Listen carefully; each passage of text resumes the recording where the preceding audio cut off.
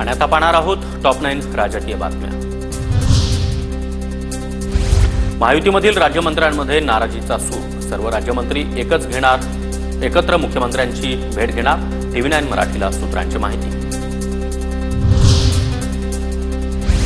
एकनाथ शिंदेंनी नगरविकास खात्याची लूट केली। शिंदेंमुळे अधिकाऱ्यांनी देखील लूट केली। लुटीची चौकशी झाली पाहिजे, संजय राऊतांची मागणी।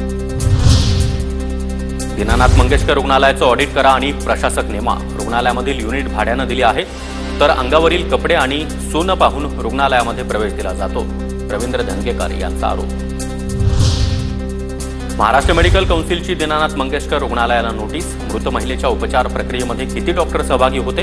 रुग्णालयाच्या संचालकांना नोटीस पाठवून माहिती मागवली।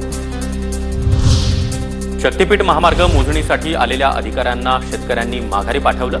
बीडच्या अंबाजोगाई तालुक्यातील वरवटी शिवारामध्ये प्रकार।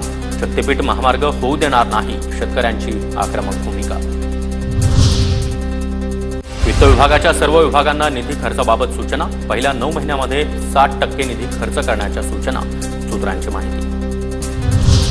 शेतीचे वाद मिटवणाऱ्या सलोखा योजनेला 2 वर्षांची मुदतवाढ। 2027 पर्यंत मुदतवाढ देण्याचा चंद्रशेखर बावनकुळे यांचा निर्णय। शासन आदेशही जारी। हर्षवर्धन पाटील यांनी मंत्री चंद्रशेखर बावनकुळे यांची भेट घेतली। हर्षवर्धन पाटील यांच्याकडून चंद्रकांत पाटील आणि रवींद्र चव्हाण यांची देखील भेट। काही दिवसांपूर्वी इंदापूरमध्ये पाटील यांच्याकडून देवेंद्र फडणवीसांचं देखील स्वागत करण्यात आलं होतं। अंजली दमानिया आज मंत्री बावनकुळे, योगेश कदम, आकाश फुंडकर यांची भेट घेणार।